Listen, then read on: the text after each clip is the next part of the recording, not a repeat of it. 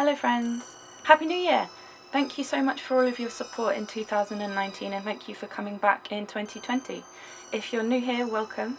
Please consider subscribing so you can stay up to date with all my latest doll videos. Today I'll be making this Ghoulier doll into Spider-Gwen from the movie Into the Spiderverse. This doll was created over a long time frame, but I had some issues and finished her recently. This doll has loose hips. They were attached by elastic, so I twisted one leg backwards to tighten them. I've linked a video where I explain this a bit more.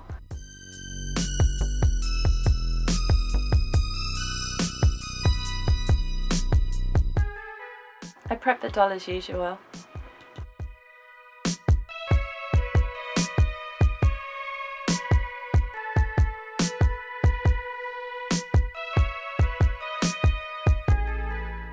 I find using a skewer covered with cotton wool dipped in acetone the best way to get into the tiny little crevices in the face. This was the first time I changed the skin tone of a doll. I used Mozekyto pastels and it was slow going and really frustrating.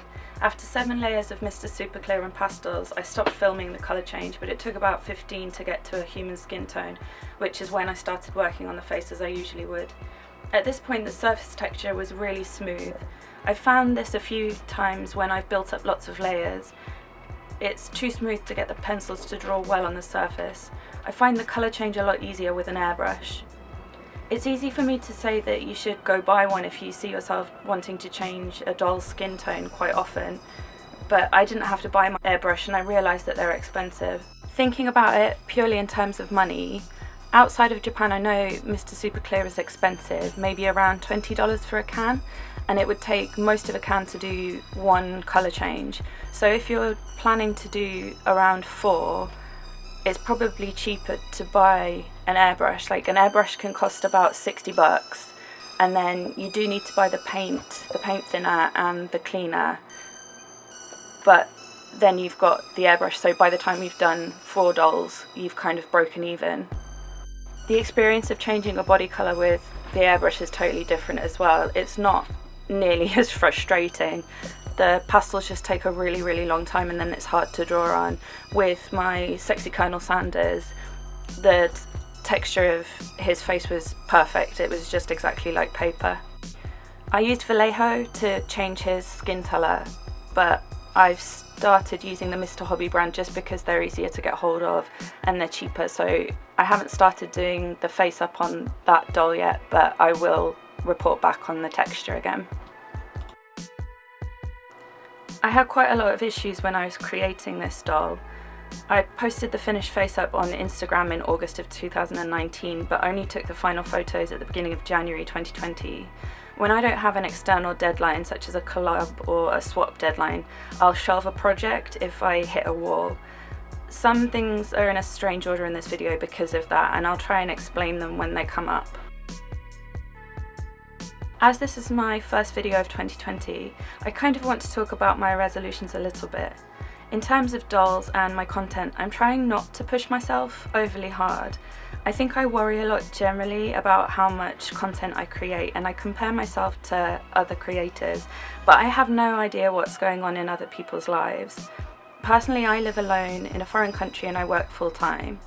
The creators that I look up to and watch a lot on this platform and on Instagram, I have no idea how much time they can dedicate to dolls and videos, and I really want to stop comparing myself in terms of volume to other people. One of my aims for 2020 is to try and get my videos to a better standard in terms of staying in frame and staying in focus. One of the things holding me back from creating more videos is the computer I'm using at the moment. It's really just not powerful enough to edit videos, and it's pretty old, so I spend so much time just sat waiting for it to load or process. I'm going to buy a laptop soon so that I hopefully will be able to edit on the go, and it will also be more powerful. On a more personal side, I didn't really make resolutions this year. I think every year I make resolutions that I just can't stick to, or I think they'll have a huge impact on my life and really change my quality of life, and they just don't. So although I definitely want to meditate more, other than that I don't think there's anything I'm aiming for. Also, I think every year everyone says this year will be better than last year, or at least since 2016 everyone's been saying that, and then every year things have surprised us in terms of what happens in the world. So I'm also not trying to think that this year will be amazing. I'm not necessarily a pessimist, and I have been called a pessimist before, but I'd rather just expect things to stay the same, and then if things are better, then I get a happy surprise, but if they don't, then I'm not disappointed. You can see me here working on the sides of her nose. Gwen has a really distinct nose shape in the movie, and I really wanted to be able to capture that. It's not a nose that any of the Monster High dolls have, and I didn't want to sculpt it because I don't think it would look particularly good on this face up. So I used pastels to shade and highlight to make her nose just look generally wider. So did you notice my new opening screen? What did you think? Let me know in the comments. I've not got as much feedback as I'd like, actually. I totally changed my branding. My name Dolly Mixtures comes from the name of a candy in the UK, and I didn't actually realise it's kind of UK specific. So I was talking to some buddies from the States, and I told them about the candy, and they were literally like, "Oh, that's why your name's Dolly Mixtures." And I was like, yeah, because it's got doll and my name, and then I thought it was just cute. But because I didn't know, I just thought I'd take the candies out of my branding and then just totally rebrand. I chose my favourite colours, and I really like kind of filigree lettering ever since I did the Valkyrie doll, so I wanted to include that. I've tried to put it across all of my social media, so if you've seen me on Instagram, you'll notice that I uploaded it when I said my website went live as well. I've linked my website below. If you've seen me on Instagram, you know that I'm available for commissions, and I made this website to try and streamline the whole commissions process. So go over and have a look and let me know what you think on that one as well, pretty please. I think that at the time that I did this face up, it was kind of different to anything that I'd done before. I looked at a lot of reference to try and capture Gwen's face shape and features, and I really wanted to try and get those like icy blue glowy eyes that she has. I think I actually did an alright job at this, more than I would have expected at the time. And looking back on it, I think that this face up definitely holds up. It's possibly not my usual style, but I really wanted her to look quite like the movie character. If I did her again, I think I'd draw her teeth in, because that gap that she's got in her teeth is really quite distinctive, and I think it would have made her more easily recognisable as Gwen Stacy without the costume. I looked at a lot of reference when doing this character to try and make sure that the colours were correct. She had quite natural features, except that above her eyes seemed pinkish. I don't know if it was supposed to be eyeshadow or just natural, but I tried to make sure I got that. I think I went a little bit too dark on the lips, which is a shame, but it's really, really hard to lighten it once you've done that.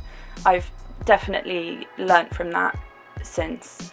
Usually I'd gloss a doll's lips as well, but I didn't with this character because it didn't look like her lips were glossy in the reference photos, and I just didn't think it suited the character.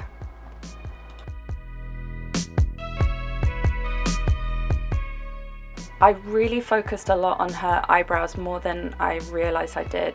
Looking back on it, I'd spent a lot of time on them, but I love how they turned out, so I think I'll try and remember to do this on more dolls in the future.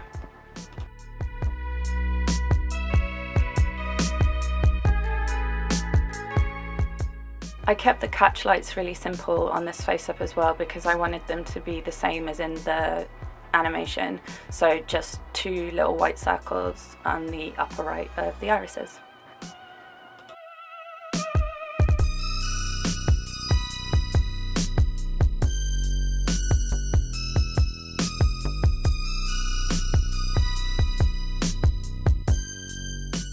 Made a wig cap in the usual way and then made yarn hair. I've gotten better at making soft silky hair since then, and the texture I get now is much better. Rather than pulling the straighteners down the hair, press really hard on the hair and then slowly pull the hair through. Do it quite a few times, make sure you go pretty slowly and you'll get really shiny results. PVA glue to make the hair into wefts.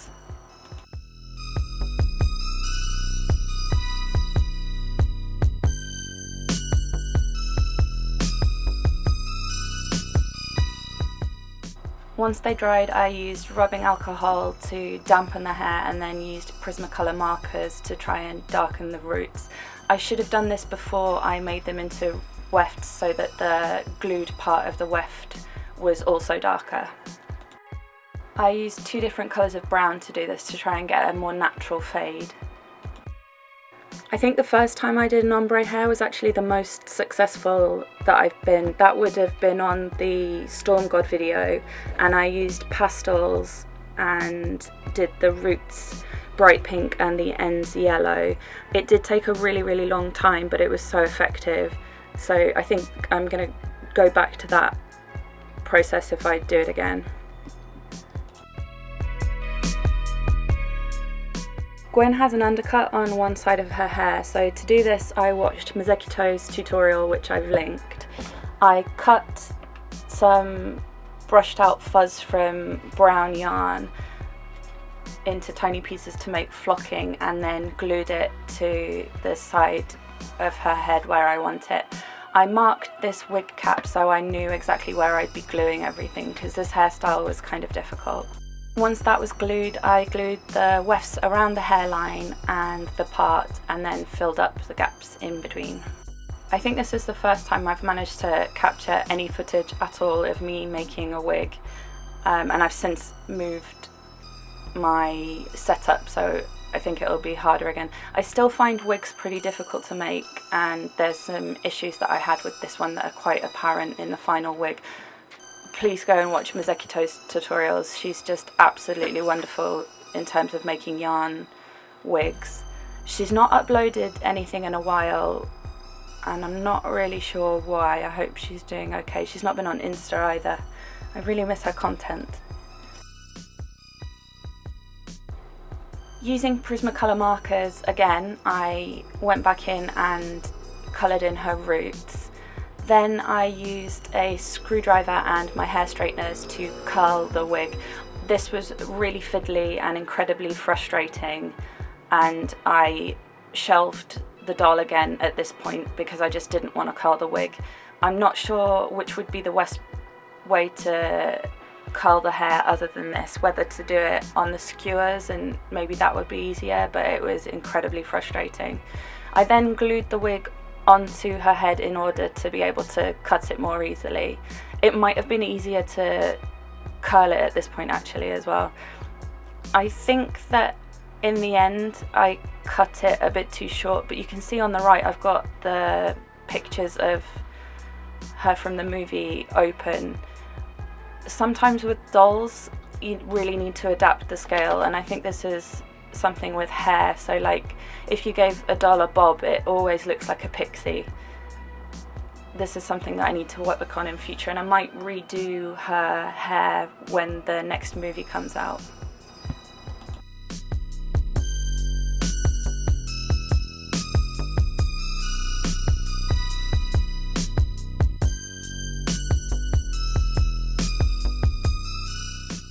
I knew that I wanted more posability with this doll, so I decided to give her double jointed knees. There is no way I would do this method again. I had so many failures and it was really stressful. I bought these pieces that are meant for ball joint replacement in a hobby store here in Japan. So I cut the ball parts and glued them together so that I could have the sockets on either side of the leg. I really struggled to find an appropriate glue, and everyone that I talked to would just say like epoxy or super glue and didn't realise that there are many different types of epoxy and many different super glues. I tried 15 different types of glue, I'm not exaggerating, and the only one that would work was Crazy Glue, and it would only work on one knee at a time for some reason. So there would be one knee that would glue and one that wouldn't. So here I'm cutting the knees to make room for the sockets using my Dremel. Be careful because it actually kind of melts them, so the plastic that's coming off on the side, you need to get it out of the way, but you're gonna probably burn your fingers. I got some nasty burns. And so there I'm just popping the socket in with super glue that of course I stuck to myself because that's what happens every time you use super glue. I'm comparing leg length here with an Abby doll just to make sure that I'm not making her legs too long or too short. I already did the tops of her legs. The bottom of her legs broke and I had to redo them because I think it was temperature, and epoxy sculpt is more brittle in colder temperature than it is in warmer temperature. So in the end, actually I didn't smooth out her joints and they're just kind of naked monster joints under there, but she won't be seen without her suit anyway. I'm currently working on a doll with double jointed knees and I used a very different technique to do them. There's no way I would recommend this, but I did want to show you just so that you can learn from my mistakes basically. I had to remake her clothes a few times because they just didn't work in the fabric that I wanted, so I ended up making a pair of leggings in black stretch fabric, and then here I'm making a pattern for the top part that will be in white stretch fabric. So I made a masking tape pattern and then I'm drawing the seam lines and cutting it out. Because this is in a stretch fabric, we don't need to worry about any darts at all. I'm just tracing around the one half that I've done. I did add a little bit extra on the back for where the fastener will go in, and then I'm just drawing the two halves together. To make sure that I have as few seam lines as possible, I'm just going to cut this out of one piece of fabric. I'm adding 1mm around the entire pattern piece, and I'm just going to sew it with a 3mm allowance. This means that I get a skin tight fit. I added a strip to make a turtleneck style collar. Now I'm pinning it onto the doll so that I can sew it to the top of the leggings. My original plan was to make the black and the white halves separately, so this was the pattern that I was making to create the kind of oversuit of black, but it just didn't work, so I made up the pattern and then here I'm adapting it. So I'm just taking the top part because I know that that shape works, and then I kind of made like a swimsuit type thing to go over what I've already made. I've heard some people in the doll community saying that using fabric glue is cheating in doll clothes. I don't know why they say this. I think it's been said by other people and it just keeps getting passed around, but I wish it would stop. Fabric glue is completely normal to use in human clothes and in doll clothes. I made a pair of jeans in November and this commercial pattern told me twice to use fabric glue in regular human jeans. The point is that you need to know when to use fabric glue and when to sew. So most of this I've sewn, but right now I'm gonna glue these details onto the suit. If I'd sewn them, then there would have been puckering and it just would have looked a mess. So I'm using Fabri-Tac, which is obviously made as a fabric glue, to stick these down. I used a scrap piece of paper to draw a hood pattern and then made two hoods. One will be painted and will be the lining, and then the other will be the outer and stay white. I'm looking at reference here to see what the pattern is like on her suit and where to draw the accents. I didn't make the suit any more detailed because it's just on such a small scale, so I chose to paint in the details instead because it would just be too bulky on her.